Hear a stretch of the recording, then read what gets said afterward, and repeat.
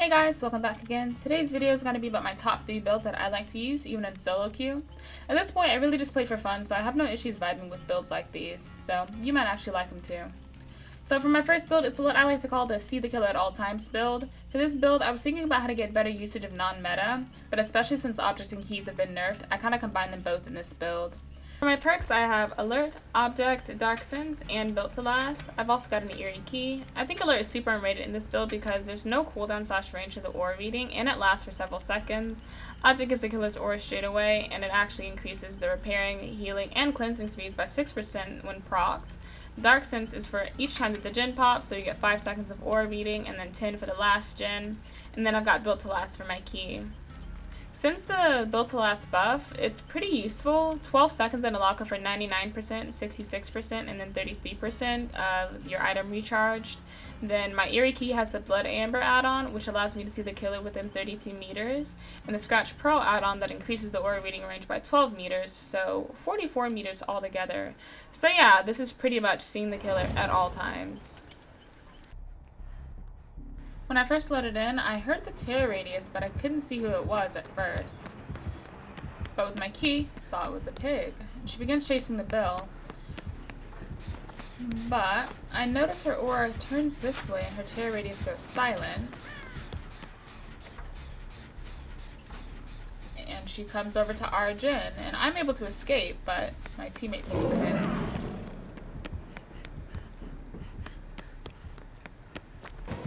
Another example is right here. So she smacks me and I don't really know where she's going, but I see she's gonna go back towards the bill and I can stay safe. But because I know that Bill's by the pallets and basement's there, I try my best to come back and see if I can try to stop her. And although I panic drop the pallet, this does provide me some info with Alert, so I know that it's clear to go this way instead. Now, because this area is also closed off, it's a little difficult, and she does crouch. But split second with the key, it shows me where she is going direction-wise, and then I'm able to make an escape. Now, the build does unfortunately get hooked, but I do take this opportunity to make sure that I search his chest, maybe get a med kit. I do. And then I go heal, and then I decide I'll just go save him and pick up my key on the way back. Now, unfortunately, Nancy does go down, and I see with Object that, she's gonna come back. But somebody does manage to save, so that's all that really mattered.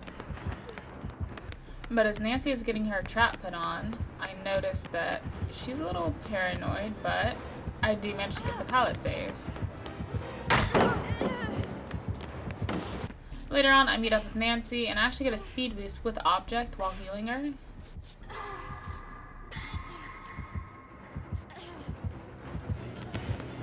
And the pig whiffs, and she's down. Nancy's healed, and we're good to go. Lastly, I was just going to show off Built to Last. I see with my Object she's not coming near me, so I hop in a locker, and like I said, 12 seconds, and for the first time, it's going to give me about 99% of my item back. And voila, that's it. So as you can see, the build is pretty fun to use in my opinion. Even though the match isn't going as well as I want it to, this is still something that I find really interesting instead of non-meta stuff. For my second build, this is my actual main go-to build. It's just my ordinary head-on build. This build is pretty self-explanatory. I use head-on, quick and quiet, decisive strike, because killers seem to hate head-on for some reason. The amount of times I've been told that head-on is toxic or like meta, although it's most definitely not. And then I like to throw in Iron Will. Iron Will can definitely be optional, but because I'm playing Coletta as my main, I know she can be pretty loud. Lastly, I have my trusty flashlight, but I'm going to actually wait to put it on last second because I know some killers are a little antsy about that. So immediately upon loading into the match, I see that the Stimmo is already on our thing. So I'm thinking I might want a flashlight saver, but she's doing pretty well on her own, really. And he's missing his M2s, so it seemed like he has this biffle. He ends up coming over to me, quick and quiet, makes my window vault silent, and then I have this nasty setup here that I run for a while.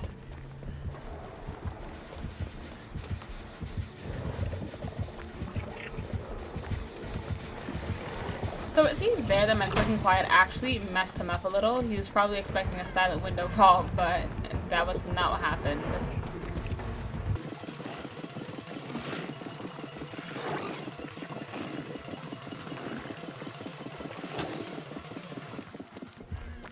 And he actually gives up chase. Now, I thought that I'd be ready to use my head-on here, but this demo was kind of weird all match, really, and his pressure was all over the place, so no.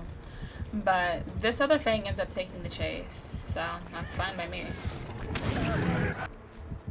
Now, I wasn't even going to include this part, but I only included it because this was such a clutch save for me. So Fang here tries to go for a CJ, but no, actually. So she gets hooked, and while they're all down, I'm thinking, okay, I can save this, but I have to be super, super careful. And I wanted to flashlight save her, but she's getting worried. So we have this other thing, like, but God, she started moving, which freaked me out, and then, yeah. So this match was pretty much an odd one out. I did show off a little bit of quick and quiet, but to be honest, I was hoping to get more head-on value, but this demo was kinda weird. But regardless, I do have some clips that I could show you of what it's like if you use head-on to its full extent. Too much! Hey, Nikki, get close to the locker, please.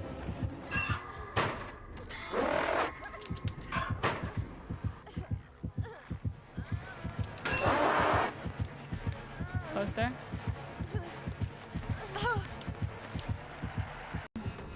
I don't think so. Oh. Crawl to the locker, please.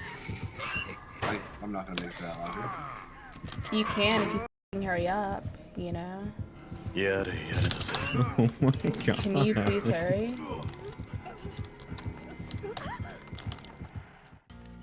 So yeah, that's basically what you could do if you have like maximum potential for head-on. But again, head-on was one of those things that's very situational in the match, but it also kind of helps me not rely on exhaustion perks, which is kind of what my previous video is about, because a lot of survivors do rely on exhaustion perks throughout the match.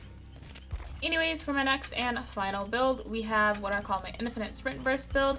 This one is also pretty self-explanatory. This has Sprint Burst, Fixated, which is now called Self-Aware, Vigil, and Iron Will. Vigil is super good since the buff, and it can help you recover from all status effects 30% faster. But in addition to that, it can also help your teammates within 8 meters, and the effect lingers for about 15 seconds or so. I also use a flashlight in this build, but again, I put it on last second because killers are finicky. And also, again, Iron Will, completely optional, but like I said, because I'm playing Claudette. For loading into the match, we have a Legion, and I fixated, as you can see, it's showing my scratch marks, and again, I'm about to get smacked up. And then we go play M1 Holding Simulator. Hoggers!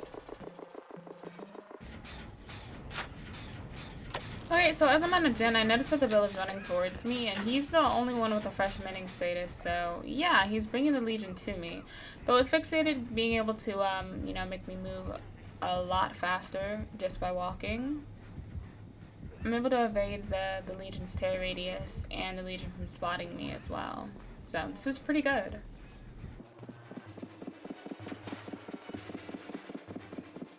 So usually in times like this, I would try to make sure that I use my Sprint Burst to reposition for a flashlight save, but as you can see, that doesn't work out. But you know what? This is fine.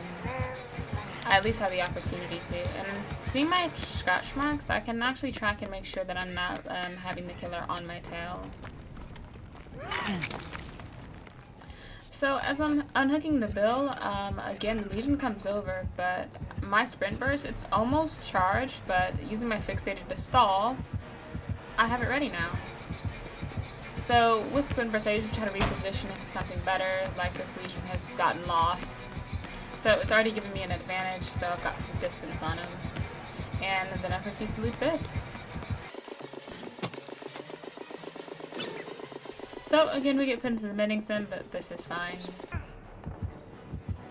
So again, I'm trailing behind the killer to try to see if I can get some sort of flashlight save. I've got my Fixated carrying me right now, honestly, and my Super Burst is ready so that if the killer does turn around at any given moment, I've immediately got an escape opportunity. However, this Legion seems to not be tracking the build very well, despite the build literally not having Iron Will, so I thought that was a little funny. So I ended up taking a little bit of aggro because Bill is the only person hooked at this point, and I would like to not have the Bill get out of the game early, even if we do have 2 gens left.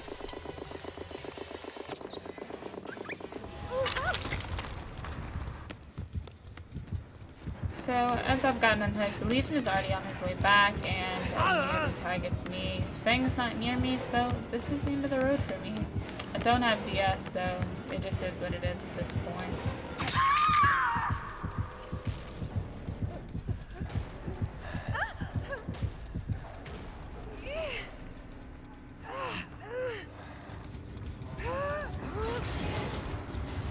Unfortunately, I do end up going to basement, and again, I'm not really upset or anything. I mean, if I have to die, so be it. At least the Bill's protected.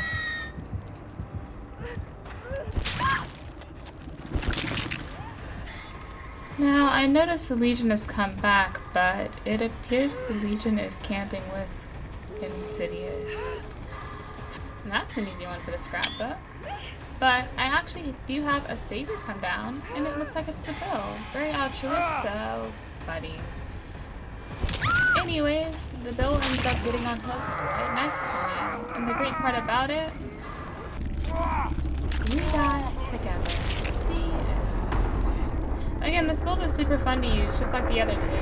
But I think the real superstar of this build is actually Vigil. Like I said, before the buff, Vigil was kind of okay, but after the buff, it's super useful. That 30% comes in clutch, especially when it's against all status effects.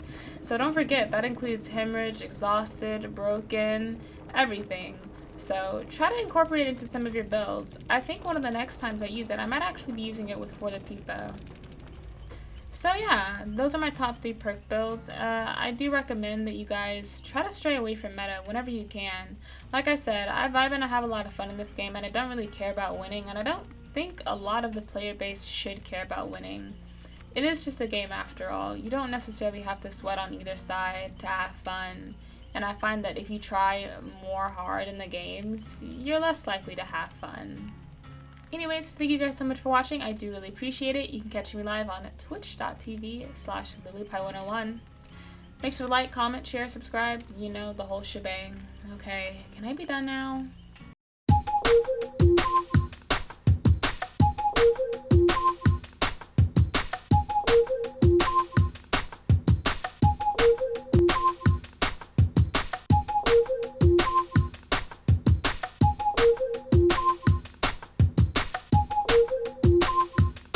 This 味は嘘をついてる味だぜ。 I'ma make you pump like that.